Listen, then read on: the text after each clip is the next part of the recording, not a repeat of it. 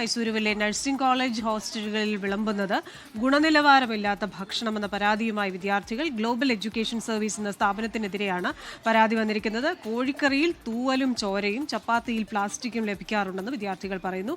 ചോറിൽ പാറ്റയെ കണ്ടെത്തിയ സംഭവം വരെ അവിടെ ഉണ്ടായിട്ടുണ്ട് എന്നാണ് വിദ്യാർത്ഥികളുടെ പരാതി. വിദ്യാർത്ഥികൾ മെസ് നടത്തിപ്പുകാരായ മലയാളികളോട് സംസാരിക്കുന്ന ഒരു ശബ്ദ സന്ദേശം പുറത്തു വന്നിരുന്നു. ആ ശബ്ദ സന്ദേശത്തിലേക്ക് നമുക്കൊന്ന് പോവാം.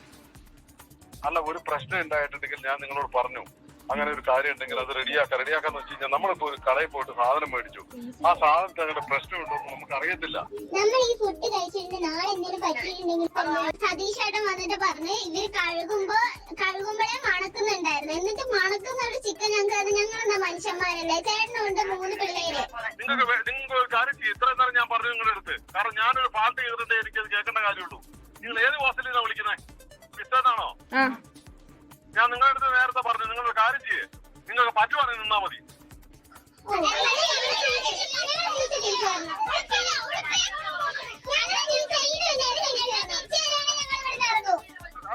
ഒരു പ്രശ്നമില്ല, നിങ്ങൾ എന്താ വിഷയം ചെയ്തോ? ഫീസ് ഞങ്ങൾക്ക് കിട്ടണം.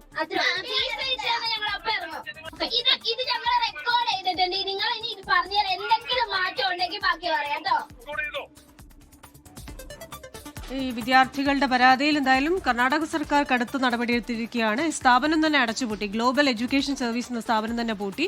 കൺസൾട്ടൻസിയുടെ ലൈസൻസ് റദ്ദാക്കിയിട്ടുണ്ട്. KC വേണുഗോപാൽ MPയുടെ ഇടപെടലിനെ തുടർന്നാണ് ഈ നടപടി. സജു ചാമക്കാലയിലാണ് ബംഗളൂരുവിൽ നിന്ന് ചേരുന്നത്. സജു, 80,000 രൂപയോളം മെസ് ഫീ കൊടുക്കുന്ന കുട്ടികളാണെന്നാണ് നമ്മൾ മനസ്സിലാക്കുന്നത്. ഈ പപ്പും പൂടയും പ്ലാസ്റ്റിക്കും ഒക്കെ കഴിക്കാനാണോ കുട്ടികൾ ഇത്രയധികം പൈസ കൊടുക്കുന്നതെന്നൊരു ചോദ്യം കൂടി ഉണ്ടല്ലോ.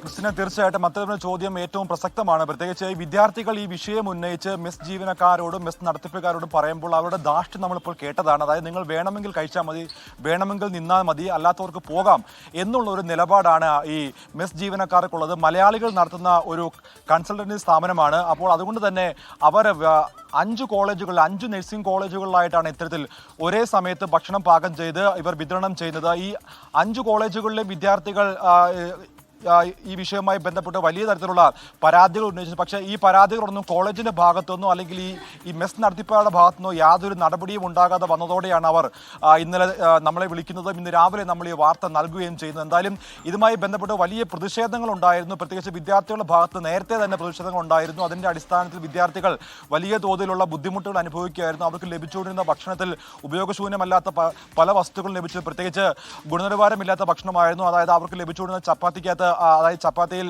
പ്ലാസ്റ്റിക്കിന്റെ അംശങ്ങൾ, അതോടൊപ്പം തന്നെ ചിക്കൻ കറിയിൽ ചോരയുടെ അംശം ഉണ്ടായിരുന്നു, കോഴിത്തൂവൽ ഉണ്ടായിരുന്നു, അതോടൊപ്പം തന്നെ ചോറിനകത്ത് പാറ്റയെ കണ്ടെത്തി. അതോടൊപ്പം തന്നെ ഇന്ന് രാവിലെ അതായത് ബോയ്സിന്റെ ഹോസ്റ്റലിൽ വിതരണം ചെയ്ത ഭക്ഷണത്തിൽ സേഫ്റ്റി പിൻ ലഭിച്ചു. അതിന്റെ ദൃശ്യങ്ങളൊക്കെ നമുക്ക് നൽകിയതാണ്.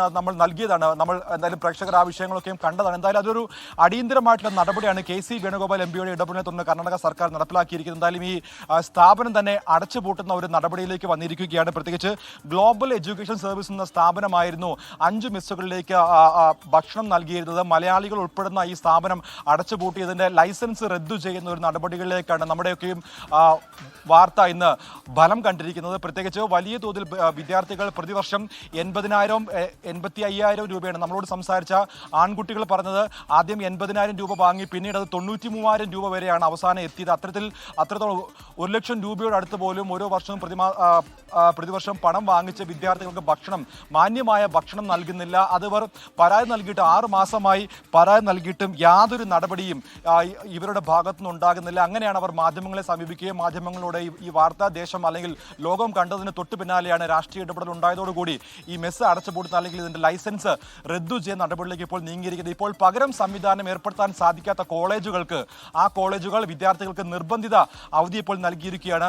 ഒരാഴ്ചയ്ക്ക് ശേഷം അവർ മടങ്ങി വരാനാണ് ഇപ്പോൾ വിദ്യാർത്ഥികളോട് പറഞ്ഞിരിക്കുന്നത്. നിങ്ങളിപ്പോൾ നാട്ടിലേക്ക് പോവുക, ഇവിടെ പകരം സംവിധാനം അല്ലെങ്കിൽ പകരം മെസ്സ് വന്നതിനു ശേഷം നിങ്ങൾ മടങ്ങിയെത്തിയാൽ മതി എന്നുള്ള നിർദ്ദേശമാണ് ഇപ്പോൾ ആ കോളേജുകൾ വിദ്യാർത്ഥികൾക്ക് നൽകിയിരിക്കുന്നത്. ക്രിസ്റ്റീന, ശരി, എന്തായാലും ഇതേപോലെയുള്ള മറ്റ് സ്ഥാപനങ്ങൾക്കും അതൊരു പാഠമായിരിക്കുമെന്ന് നമുക്ക് കരുതാം. ഇത്രയധികം തുക കൊടുത്ത് മെസ് ഫീ കൊടുത്ത് അവിടെ പഠിച്ച് സ്വന്തം വീടും നാടും ഒക്കെ വിട്ട് പഠിക്കുന്ന കുട്ടികൾക്ക് അവരുടെ ഭക്ഷണത്തോടൊപ്പം ഈ പറയുന്ന പോലെ പപ്പും പൂടയും പാറ്റയും പ്ലാസ്റ്റിക്കും സേഫ്റ്റി പിന്നും ഒക്കെ കിട്ടുന്നത് വലിയ മോശം കാര്യമാണ്. എന്തായാലും ആ കമ്പനിയുടെ തന്നെ ലൈസൻസ് റദ്ദാക്കിയിരിക്കുകയാണ് കർണാടക സർക്കാർ.